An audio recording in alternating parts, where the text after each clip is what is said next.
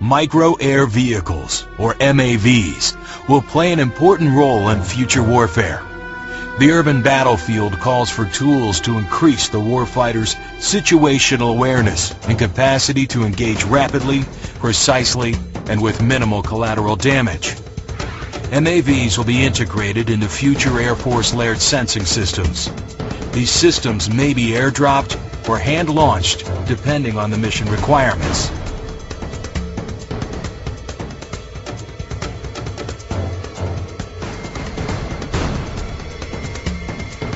The small size of MAVs allows them to be hidden in plain sight. Once in place, an MAV can enter a low-powered extended surveillance mode for missions lasting days or weeks.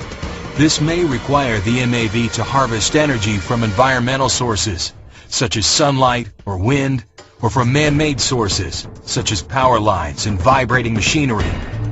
It will blend in with its surroundings and operate undetected. MAVs will use microsensors and microprocessor technology to navigate and track targets through complicated terrain, such as urban areas. An MAV operating in urban terrain will have more agility challenges than larger UAVs. Obstructions can cause wind gusts, even on a calm day. One way to overcome this is to learn from examples in nature and use flapping wings to fly. Sensing an oncoming gust, feedback control directs the wings to flap asymmetrically, compensating for the wind. Small size and agile flight will enable MAVs to covertly enter locations inaccessible by traditional means of aerial surveillance.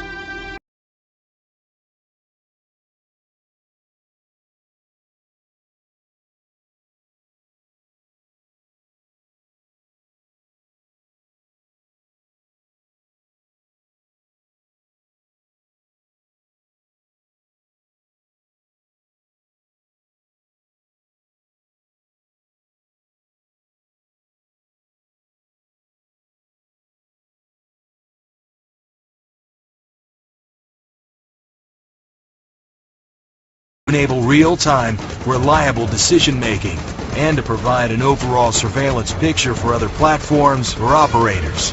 Each individual MAV may perform a very distinct mission from its fellow swarm members. While some MAVs may be used purely for visual reconnaissance, others may be used for targeting or tagging of sensitive locations. Individual MAVs may perform direct attack missions and can be equipped with incapacitating chemicals, combustible payloads, or even explosives for precision targeting capability.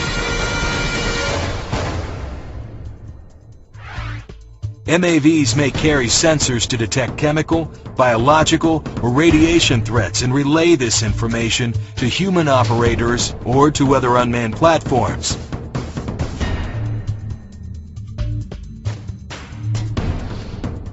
Like their biological inspiration, MAVs are not limited to flight. The agile hovering, perching, and crawling MAV will fulfill the mission popularly termed dull, dirty, and dangerous, like no current system can. MAVs will become a vital element in the ever-changing warfighting environment and will help ensure success on the battlefield of the future. Unobtrusive, pervasive, lethal, micro air vehicles, enhancing the capabilities of the future warfighter.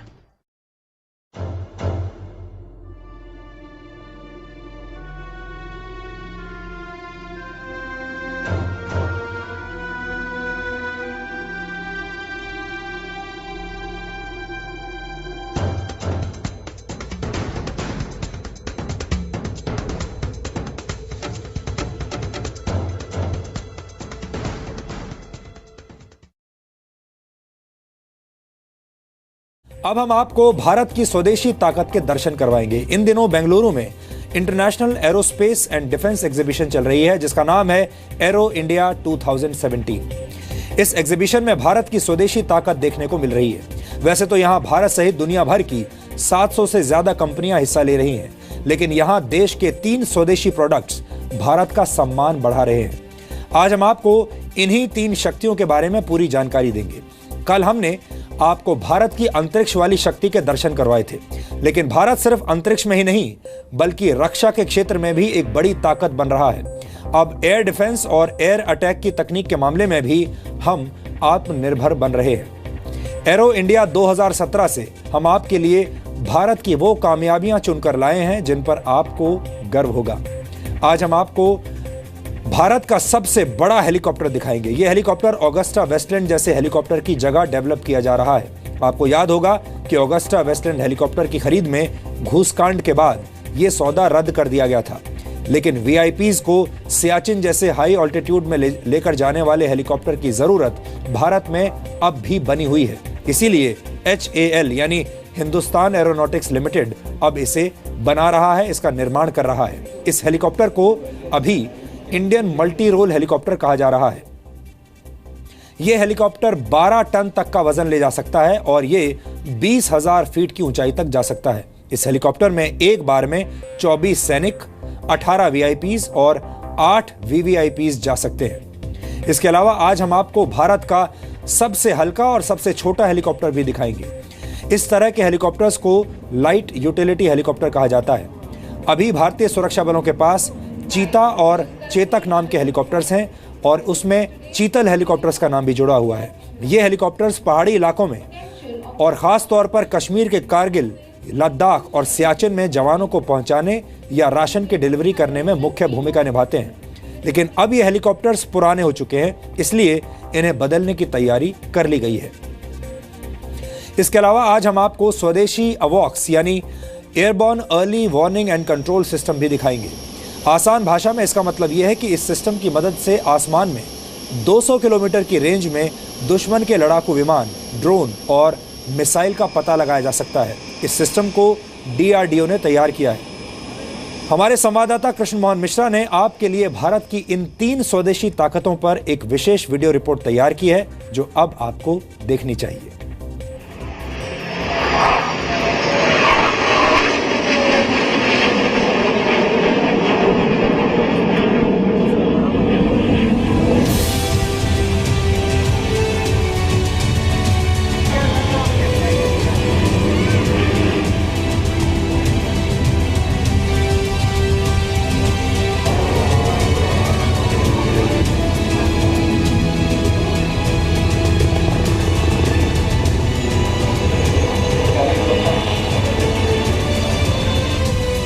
Arrow India 2017 में स्वदेशी शक्ति। हमारा खुद का satellite जो है उनके base में जहाज को very accurately you can navigate it. That is the classic thing in which we are designing.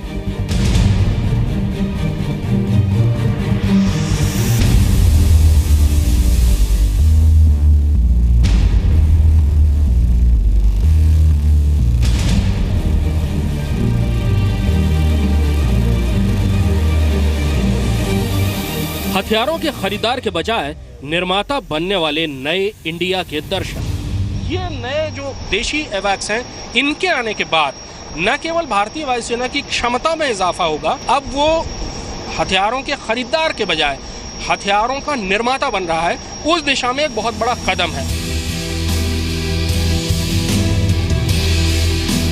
Bangalore में मेक इन इंडिया की थीम पर एरो इंडिया 2017 चल रहा है। एक ऐसा मेला जहां पूरी दुनिया की 700 से ज्यादा कंपनियां आई हुई हैं। लेकिन इस शो में आपको भारत पर गर्व करने का मौका ज्यादा मिलेगा, क्योंकि धीरे धीरे अब भारत हथियारों और तकनीक के खरीदार से निर्माता बनने की तरफ बढ़ रहा है। हम आपको भारत की मेक इन इंडिया के जरिए स्वदेशी होने की 3 बड़ी सफलताएं दिखाने जा रहे हैं। यह है भारत का सबसे बड़ा हेलीकॉप्टर। अभी बनकर तैयार नहीं हुआ है, लेकिन यह कैसा दिखेगा इसके लिए एक मॉडल तैयार कर लिया गया है। इस हेलीकॉप्टर का नाम है IMRH यानी इंडियन मल्टी रोल हेलीकॉप्टर।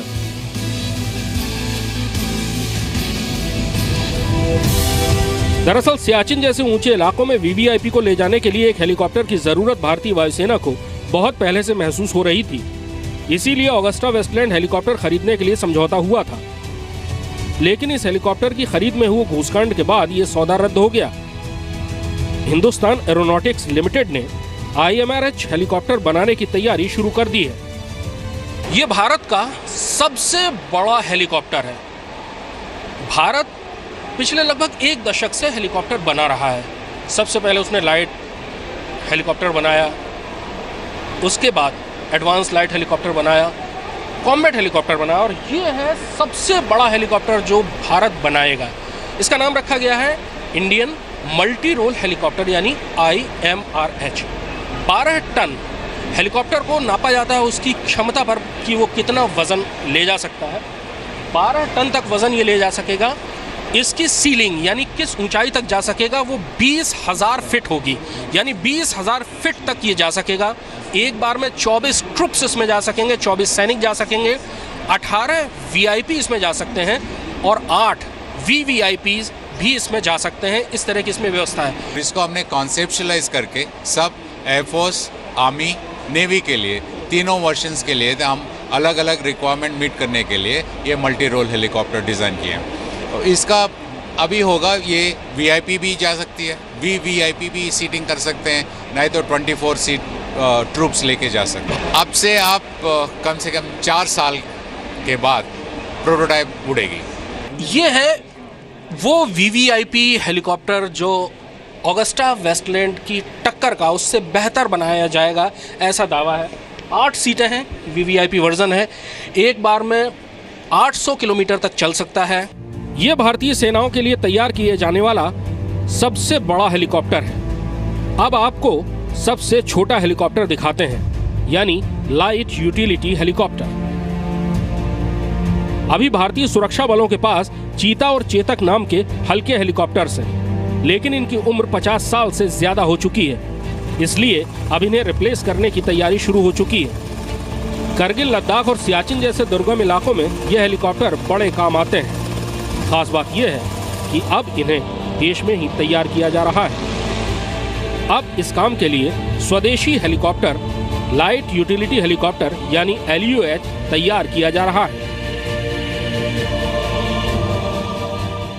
ये छोटे हेलीकॉप्टर्स पहाड़ में खासतौर पर लद्दाख, करगिल और सबसे ज़्यादा सियाचिन में बहुत अहम भूमिका निभाते हैं। सियाचिन की सबसे ऊंची चोटी तक जाने के लिए चीता जैसा हल्का हेलीकॉप्टर इस्तेमाल होता है और अगर वहां पर रसद पहुंचानी हो, किसी कैजुअलिटी को हटाना हो, हर स्थिति में ये छोटा हेलीकॉप्टर ही इस्तेमाल होता है। वहाँ पर एक कहावत होती है जो तैनात हैं हाई ऑल्टीट्यूड पर सैनिक कि 3 चीज़ें ज़िंदगी में महत्वपूर्ण होती हैं, एक पोर्टर, एक हीटर और तीसरा हैप्टर।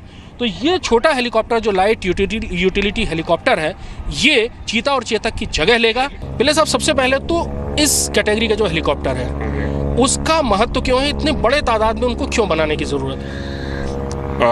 ये छोटे वाले हैं वो हाई ऑल्टीट्यूड के लिए और इनका कॉस्ट ऑफ ऑपरेशन बहुत कम होता है, तो ये बहुत काम के लिए ये बहुत ही यूज़फुल चीज़ है। जैसे अगर 2-3 लोगों को ले जाना है या पुलिसिंग एक्टिविटी करनी है, सर्वेलेंस एक्टिविटी करनी है, उसमें इनका बहुत इम्पोर्टेंस है। हमारे देश में अभी लगभग 1000 और इस वेट क्लास के हेलीकॉप्टर्स की रिक्वायरमेंट है और मुझे लगता है कि अगले 10 साल में we will see a lot of increase in the use of these helicopters. ये है भारत का सबसे छोटा हेलीकॉप्टर। भारत में दरअसल छोटे हेलीकॉप्टर्स की बहुत ज़्यादा ज़रूरत है। भारतीय सेनाएं, भारतीय सुरक्षा बल ऐसी ऐसी जगहों पर काम करते हैं जहां पर एक तरफ घने जंगल हैं, दलदल हैं, रेगिस्तान है, पहाड़ियां हैं, बर्फ से लदी सुपर हाई अल्टीट्यूड के इलाके हैं जो 19,000 फीट, 20,000 फीट और 21,000 फीट तक है। बाना पोस्ट भारत की सबसे ऊंची चौकी 21,000 फीट से भी ज़्यादा हाइट पर है और वहाँ इस किस्म के छोटे हेलीकॉप्टर्स ही कामयाब होते हैं। बेंगलुरु के एरो इंडिया शो में भारत को गर्व देने वाला एक और हथियार है जिसका नाम है एवैक्स यानी airborne early warning and control system. ये देशी एवैक्स है जो आसमान में 200 किलोमीटर की रेंज में दुश्मन के लड़ाकू विमान, ड्रोन और मिसाइल को भांप लेने की क्षमता रखता है और फिर वायुसेना के विमानों को अलर्ट जारी कर देता है। भारत के पास अभी ऐसे एवैक्स हैं जिनमें इजराइल के फैल्कन रडार लगे हुए हैं, लेकिन ये एवैक्स पूरी तौर पर स्वदेशी है। DRDO द्वारा तैयार किया गया ये एवैक्स रक्षा मंत्री ने वायुसेना को सौंप दिया है।